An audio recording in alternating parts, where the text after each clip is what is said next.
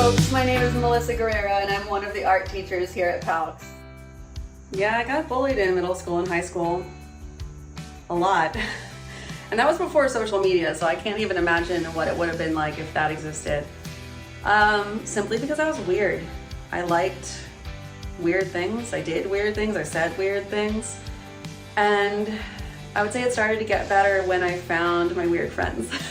Honestly though, when I found friends who were attracted to my weirdness, not repelled by it, and who had unique qualities of their own that maybe set them apart from the crowd. And this, started in middle school and continued in high school, and in college, you find your people. You join clubs, you put yourself out there, you don't hide those things that make you unique, and eventually someone appreciates them, and it's gonna happen for you too. And I would say that's continuing on to my adulthood. And I use that as one of my strengths. I bring it into my teaching, I bring it into my online presence. I'm an Instagram influencer. So I went from pretty weird, ugly, outcast middle schooler to someone who has worked really hard on it and gained a lot of confidence and uses those unique qualities to my advantage.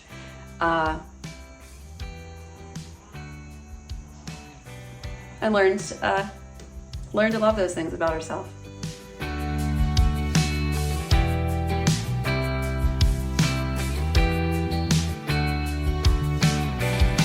Hi everybody, it's Mr. West over here at CPFA. I'm the band and orchestra teacher, and I wanted to share my bullying story. So when I was in middle school, which was in the 80s, the internet was not a thing yet, social media didn't exist yet.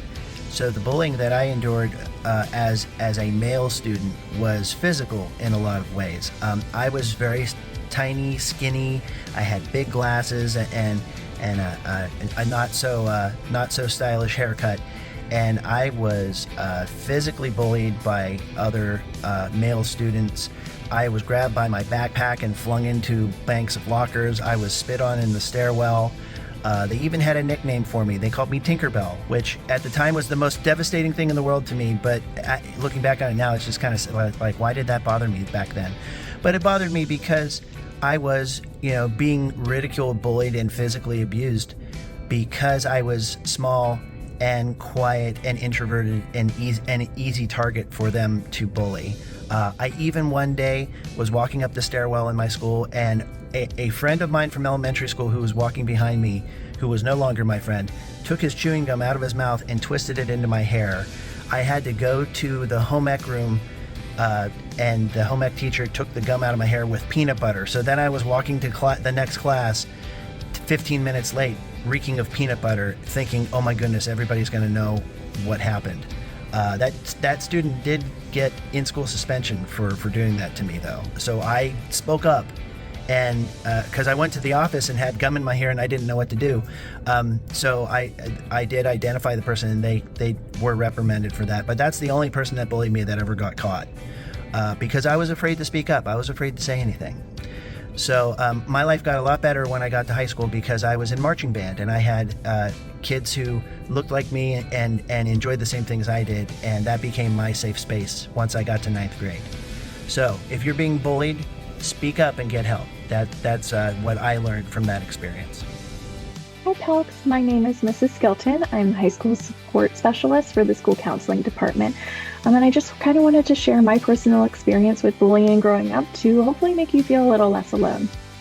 In middle school, I participated in Girl Scouts. I was one of the younger girls in the group, so I was always trying to fit in with the older girls. And at one point, I was invited to one of the older girls' birthday parties, and I felt really special and felt really cool that I was being included. She was about 2 years ahead of me. I think I was in 6th grade, and so she would have been in 8th grade. During the party, the birthday girl led us to a back pantry where there was bottles of alcohol all over the floor. Each girl took a turn taking a drink except me. I left after the party and I told my parents, I said, I didn't want to take a drink. I didn't feel comfortable doing that. So they weren't happy that had happened, but they were proud of me for saying no and standing up to that peer influence. I continued going to meetings for Girl Scouts after that, and unfortunately that group of girls started to pick on me because I didn't partake in drinking the alcohol with them that day. And I think that my parents had told their parents, so they probably got in trouble too. So unfortunately, that target came to me. They excluded me from the group. They wouldn't let me sit with them. They called me terrible names. And I remember leaving one of the meetings crying to my mom, begging her and saying, please don't make me go back. Please don't make me go back. So my parents did allow me to quit the Girl Scout troop. But to this day, I still think about that time and how hard it was and how terrible I felt. But, you know, as an adult now, I can look back and be proud of myself for not succumbing to that peer pressure, and not allowing the bullies to win, in my opinion. So I just want you guys to know that, you know, be kind to others, be accepting, and don't put others down. And it does get better. Okay. Hello, my name is Mr. Serene. I'm a math teacher here at PALCS, and I just want to tell you my bullying story. My family moved around a lot. I went to 11 schools in 12 years, and from 9th to 12th grade, I went to 5 different schools. That's to say that no matter where I went, I was always the new kid. I was always the tallest kid in class up through at least 6th grade, and I will say humbly that I was also the smartest kid in the class. So I was always the new kid, the tallest kid, and the smartest kid. So I stood out everywhere I went. I always got bullied. And the thing that stands out in my mind is that in 6th grade, we had 2 6th grade classes and outdoor recess. And for, I don't know how long a period of time, but the recesses after I moved there for a number of times, it consisted of both 6th grade classes trying to tackle me. And my memory is they never quite could do it. I was that much bigger than the other kids. And the teachers at the time did absolutely nothing to stop it. And that's a bad memory. Hi folks, this is Mix Matchett, the College and Financial Aid Advisor here at PALCS. I wanted to share my story about how I was bullied in middle school for really enjoying all of the things that I did. I was a big nerd. I loved watching Doctor Who and playing with Dungeons and Dragons and watching Lord of the Rings and Star Wars and reading and all of the nerdy things. And I was very vocal about that. I loved incorporating that into my storytelling or into my classwork or the shirts that I was wearing. I was always having merch, and like my pens and pencils were themed. So I'd get picked on for really just having and enjoying the things that I enjoy. And one thing that I really value still, and I always have, is authenticity. And in that time, I didn't, of course, like being picked on, but I really stayed true to who I was, and I still wore the t-shirts, I still made all the references, and I really tried to stay close with my friend group that I had at the time to get me through that, because we had a lot of the same interests, and we were all getting picked on together for having those kinds of interests. So, it's been a long time since that happened, and I still love all of those things, and I am glad that I have find joy in nerdiness and loving things without needing to explain myself. So I would really encourage any students watching this to stay authentic to your own lived experience, and it's okay to like things, and it's okay to be a nerd. It's not a bad word. So thanks for listening. Hey everybody, my name is Miss McGinty. I am the very proud supervisor of our amazing school counseling team. And my first name is Siobhan. That's a little different, and it was really different when I was young, many, many years ago now. And I would get teased. I remember in the 2nd grade in particular, there was a group of boys who would tease me about my name because it was odd, it was different. And it would upset me.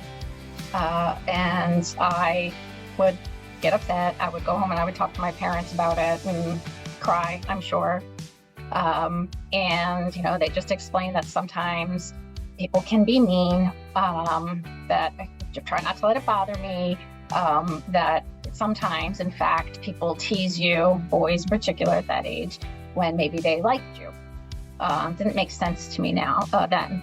does a little bit more now. But at the time, it really hurt my feelings. And I just got support by talking about my feelings to my parents, who were my safe people back then.